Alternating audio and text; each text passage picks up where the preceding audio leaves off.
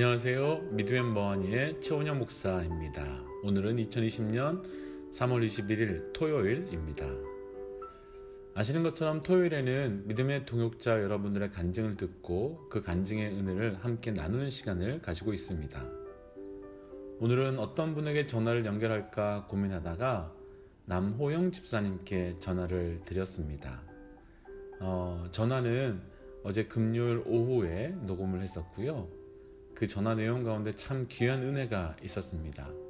함께 들으시는 믿음의 동역자 여러분들께도 남호영 집사님을 통해 주시는 하나님의 은혜가 함께 나누어 주시기를 먼저 주의 이름으로 축복합니다.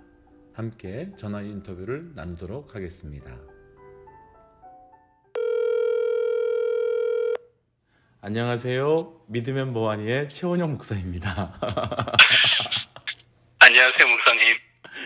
네, 집사님 지금부터는 다 녹음돼요. 인터뷰입니다. 네, 알겠습니다. 집사님 부모님들 저희 세례 받고 가셨잖아요. 네, 좀 어떠세요, 부모님들께서는? 지금 한국의 교회 어디 가실지 정해놓고 가셨는데 지금 한국의 교회가 주일날 예배를 안 보고 있거든요. 못 가지고 계신데 그래도 식사하시면서 기도하시고 저녁에도 기도하시고 네. 그래서 이런 상황에서 기댈 데가 없는데 네. 그렇게라도 기도하시면서 우리의 생명을 모든 걸 다 관장하시는 우리 아버지가 계신다 그렇게 해서 좀 다행인 것 같습니다. 부모님들께서 세례 받고 난 이후에 가장 큰 변화가 있을까요, 집사님? 어머니가 되게 많이 밝아지셨어요. 한 15년 전에 뇌경색으로 약간 왼쪽이 좀 불편하신데 그때 이후로 되게 매사에 좀 부정적이시고 내가 왜 이렇게 아플까라는 이렇게 부정적인 게 많으셨는데 되게 긍정적으로 좀 바뀌신 것 같고 표정이 되게 밝아지셨었어요. 네. 혹시 집사님 정말 어려운 전도잖아요. 부모님을 전도한다는 게. 네. 혹시 가족들에게 전도하시려고 하시는 분들에게 네. 집사님께서 이렇게 전도하려고 했었는데 안 되었고 근데 이렇게 했더니 되더라. 혹시 그런 실패 또 혹은 성공 그런 이야기 좀 나눠주실 수 있을까요? 제가 하려고 하니 안 들어주시더라고요. 부모님한테 특히 이제 어머니한테 엄마 이렇게 아들이 좋다고 하는데 어떻게 결국 제가 약간 화를 내게 되더라고요. 나중에는 설득하면서 전도하는 과정에서. 그런데 저기 목사님하고 1대1 하는 과정에서 집사님 그게 아니라 모든 건 국률로 해야 됩니다. 사랑으로 하셔야 됩니다. 또 한 달은 노력했어요. 한 달 여기 계실 2달 계셨는데 한 달은 노력하다가 또 포기를 하게 되더라고요. 제가 포기하고 아유 안 되는구나 포기했었는데 또 집사람이 열심히 기도하고 끝까지 포기하지 마시고 긍휼한 마음, 사랑의 마음으로 끝까지 포기하지 않으시면 분명 하나님께서 이끌어 주실 거라고 저는 확신합니다. 네, 집사님 최근에 사실 저희가 다 이런저런 상황으로 쉽지 않은 상황이잖아요. 네. 혹시 집사님 그럼에도 불구하고 최근에 누리시는 하나님의 은혜 혹은 또 하나님의 살아계심의 또 간증 이런 게 좀 있으실까요? 네, 있습니다. 처음에 이제 바이러스 사태 생기고 제가 하는 일에도 많이 이게 상관이 되고 있습니다. 여러 가지 일 계획한 것 중에서 안 되는 것도 많고 그래서 걱정하고 있었는데 그건 역시 하나님께서 저희 이 생명이란 바이러스라는 게 눈에 안 보이는 거지 않습니까? 그렇죠. 이런 눈에 안 보이는 것에 우리의 삶을 우리의 생명을 나의 사업을 이렇게 가로막을 수가 있구나. 눈에 보이지 않는 것도 이렇게 있는데 저는 또 교만하게 제가 다 하는 것처럼 생각하고 살아왔었는데 또 저를 멈추게 해주시는 것 같아요. 네. 사업적으로. 네. 그래서 그 멈춤의 자리에서 다시 한번 제가 하려고 하는 게 아니라 저의 그 교만함을 버리고 하나님을 바라보면서 또 기대고 의지하고 부르짖으면 분명히 하나님께서 다시 이 바이러스 사태도 종식시켜 주실 것이고 다시 우리를 일상생활로 다시 올 수 있게끔 역사하실 거라고 기도하는 수밖에 없겠죠. 또 믿습니다, 저는. 그래요, 맞습니다, 집사님. 참 여러 가지로 감사하고 또 고맙습니다. 나눠주신 것처럼 이때가 참 힘들지만 하나님의 살아계심이 집사님과 또 우리 모두에게 분명히 나타나게 될 줄 믿습니다. 네, 아멘. 혹시 네. 집사님 좋아하시는 찬양 있으세요? 네, 있습니다. 어떤 찬양이세요?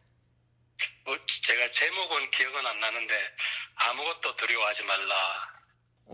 아무것도 두려워 마라. 주 너의 하나님이 지켜주신다. 놀라지 마라. 그 찬양이 생각나네요. 제가 좋아하는 찬양이고요. 우리 함께 고백합시다. 아무것도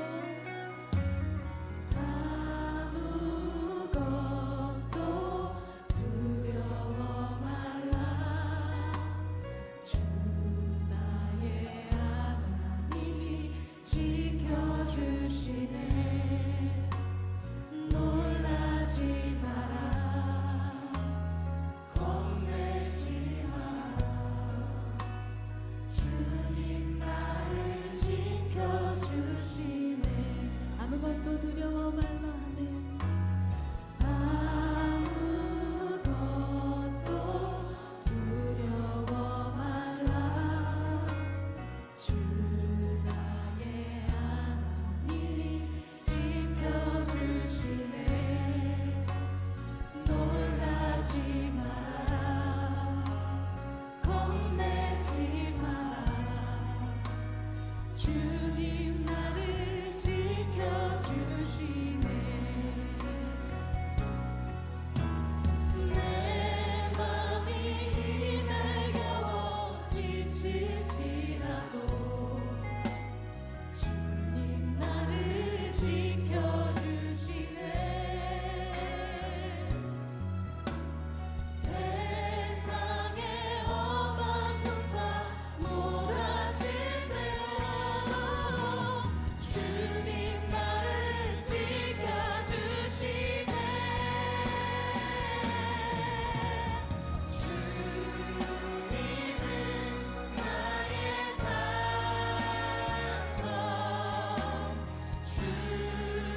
주님은 나의 요새.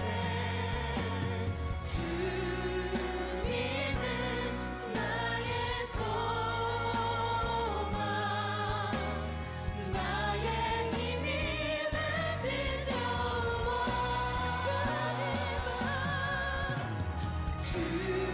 주님은 나의 산소. 주님은 나의 요새. 주님은 나의 소망.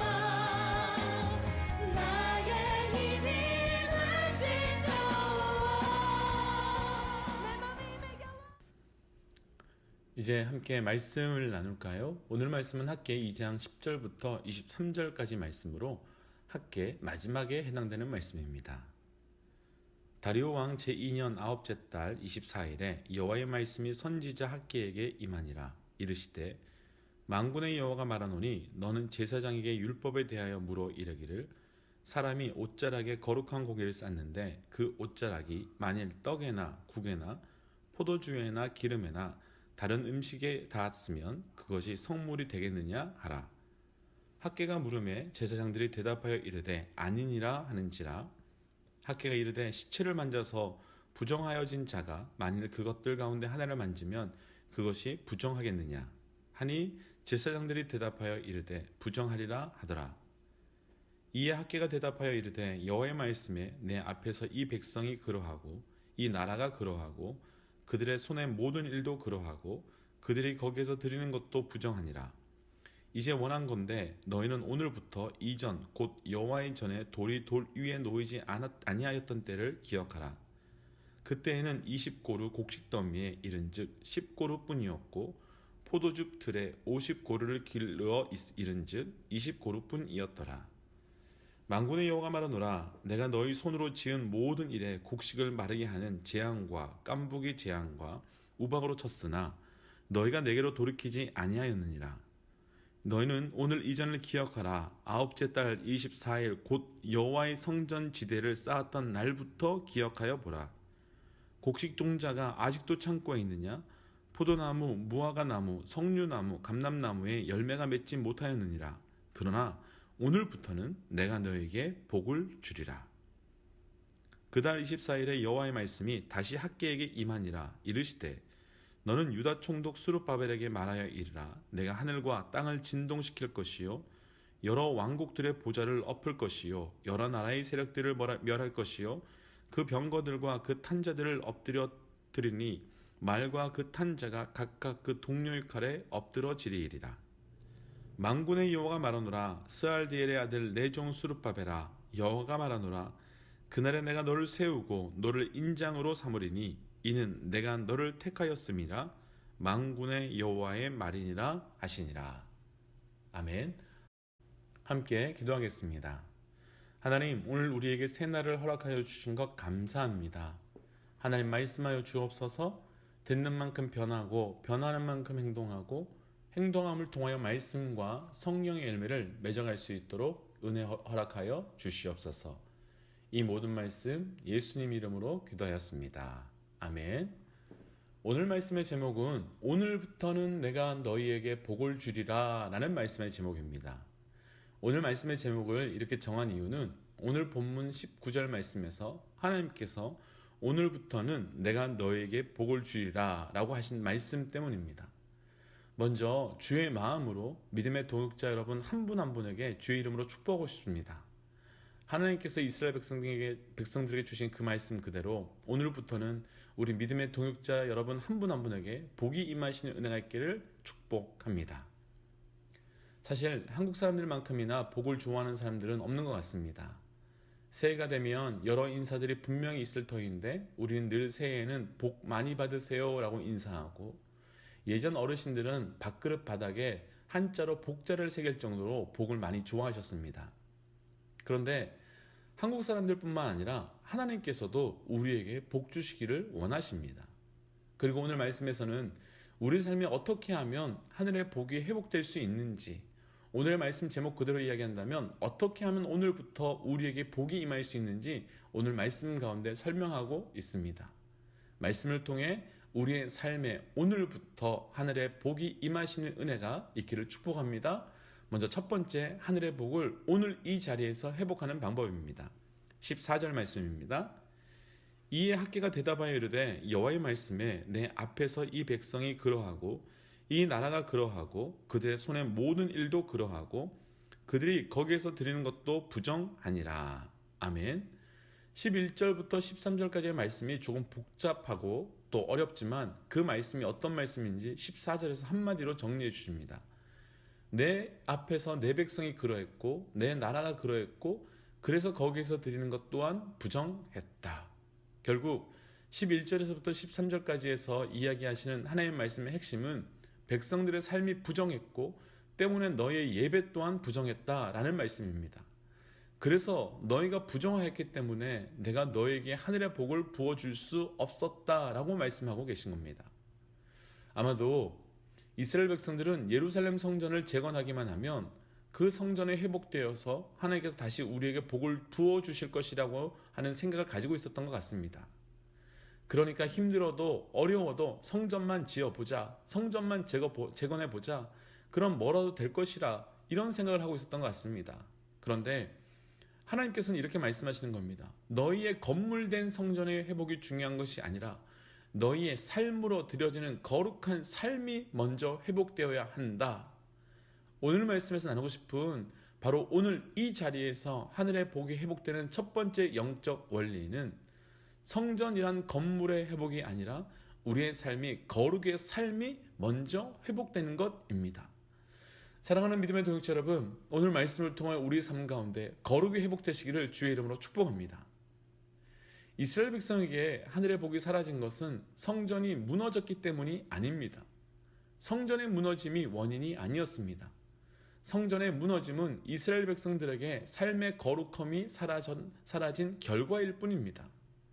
그러니까 이스라엘 백성도 또한 우리도 진짜 먼저 회복해야 되는 것은 겉으로 보이는 멋있는 성전이 아니라 진짜 삶의 거룩함입니다. 내가 어떤 옷을 입고 어떤 직책을 가지고 어떻게 사느냐가 중요한 것이 아니라 내 속사람의 거룩함을 먼저 회복해야 됩니다. 오늘 말씀 그대로 풀어본다면 농사를 지을 방법, 농사를 지을 땅, 농사를 지을 능력이 없어서 농사의 결과가 없었던 것이 아닙니다. 죄를 지은 자가 농사를 지었기 때문에 그 농사의 결과가 없었던 것입니다. 예배를 드리지 않은 것이 아니라 예배를 드렸지만 그 죄 지은 자가 죄를 십자가 앞에 예수 그리스도의 보혈 앞에서 해결하지 못한 자가 예배를 드렸기 때문입니다. 그럼 이제 우리가 해야 되는 것은 거룩한 성전에 들어갈 준비를 위해서 거룩한 삶의 예배를 회복해야 하는 것입니다. 다른 사람의 죄를 지적하기보다 내 삶의 거룩함을 먼저 회복해야 합니다. 지금 코로나로 인해서 모든 것이 스톱이 되고 모든 것이 멈추어졌습니다. 비즈니스도 직장도 정말 이루 말할 수 없을 정도로 모든 것이 멈추어졌고 심지어는 예배로 모이는 곳 또한 멈추어졌습니다. 우리의 자랑도 멈춰지고 우리의 죄도 멈춰지고 우리의 일함도 멈춰졌습니다. 그럼 이 멈춰짐의 자리를 다시 시작함의 자리로 바꾸는 것이 어떻겠습니까? 그리고 바쁘게 지나왔던 내 일상 가운데 나도 모르게 무감각하고 반복적으로 지었던 죄가 있었다면 그것을 찾고 이 멈추어졌을 때 그것 또한 멈추는 것은 어떻겠습니까? 내 일의 멈춰짐, 내 움직임의 멈춰짐, 그로 인해서 가장 본질적인 내 죄의 멈춰짐을 거룩한 예배의 시작함으로 바꾸는 것이 바로 이때의 은혜인 것입니다. 하늘의 복은 성전에서 흘러나오는 것이 아니라 내 삶의 거룩한 삶에서 나오는 것입니다. 가장 힘든 이때 가장 거룩한 삶을 회복하시기를 주의 이름으로 축복합니다. 두 번째, 하늘의 복을 회복하는 영적 원리입니다. 23절 말씀 제가 읽어드리겠습니다. 만군의 여호와가 말하노라. 스알디엘의 아들 내 종 스룹바벨아, 여호와가 말하노라. 그날에 내가 너를 세우고 너를 인장으로 삼으리니 이는 내가 너를 택하였음이니라. 만군의 여호와의 말이니라 하시니라. 아멘.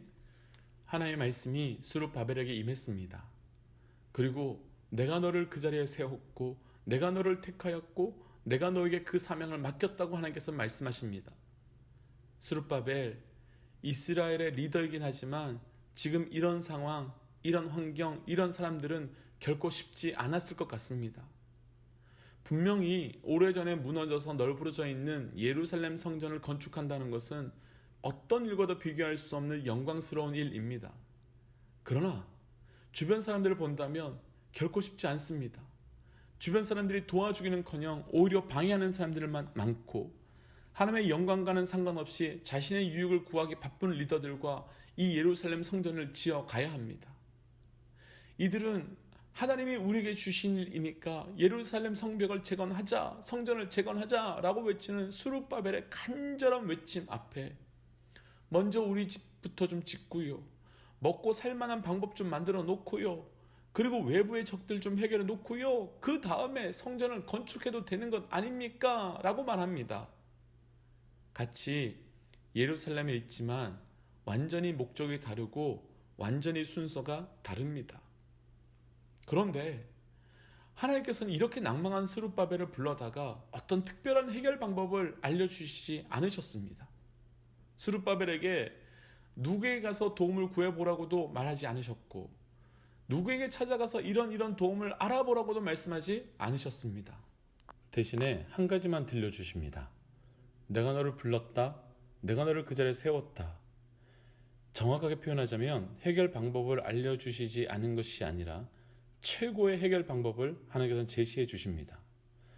하늘의 복이 오늘로부터 우리에게 다시 시작되는 영적 원리 두 번째는 하나님의 부르심을 다시 붙드는 것입니다. 사람이 불러줬기 때문에 하늘의 복이 임하는 것이 아닙니다. 우리에게 능력이 있고 자격이 있어서 하늘의 복이 임하는 것이 아닙니다. 하나님께서 우리를 그 자리로 불러주셨기 때문에 하나님의 복이 임하는 겁니다. 그래서 우리가 거해야 할 곳은 광야이든 초원이든 살만한 곳이든 죽을 만큼 힘든 곳이든 상관없이 하나님께서 나를 불러주신 그곳으로 나아가 그 자리에 거하는 것이 우리 삶의 최고의 선택인 겁니다. 우리가 기억해야 되는 것은 누가 나를 불러주셨는가, 또 그분이 나를 불러주셨다면 그것만 붙드는 겁니다. 우리는 이제 하나님의 부르심을 붙들고 그 자리, 그 상황, 그곳에 가 있기만 하면 됩니다. 그러면 하나님께서 그 자리로부터 너에게 복을 주리라 하셨던 그 말씀이 우리에게 그대로 성취될 줄 믿습니다. 지난 한 주 참 수고 많으셨습니다. 다음 한 주도 나를 그 자리, 그 상황, 그 시간에 불러주실 하나님을 믿고 하나님의 복의 통로 되시기를 주의 이름으로 축복합니다. 함께 기도하겠습니다.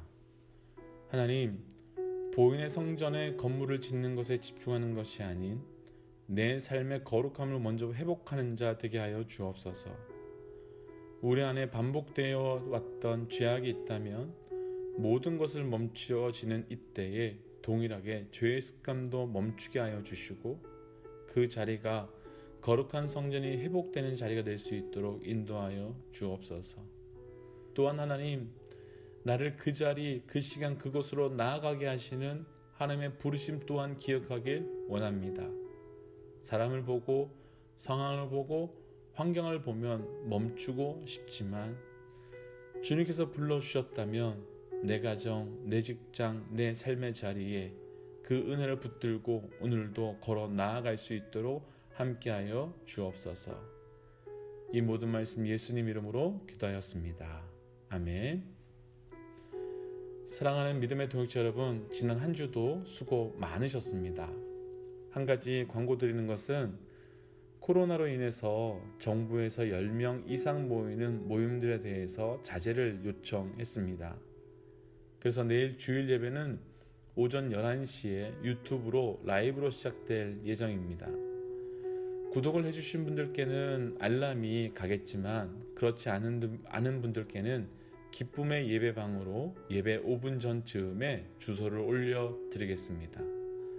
클릭해서 들어오시면 함께 예배의 기쁨을 누리실 수 있으리라 생각됩니다. 영상으로 예배를 드리는 것이 참 어색할 수 있지만 한편으로는 다른 사람과 다른 상황을 보지 않고 오직 하나님과 나만이 직접 대면할 수 있는 귀한 예배의 자리라 생각됩니다. 내일 예배 가운데 우리 모두 하나님의 살아계심이 경험되시기를 주의 이름으로 축복합니다. 지금까지 믿으면 뭐하니의 최원영 목사였습니다. 하나님은 살아계십니다.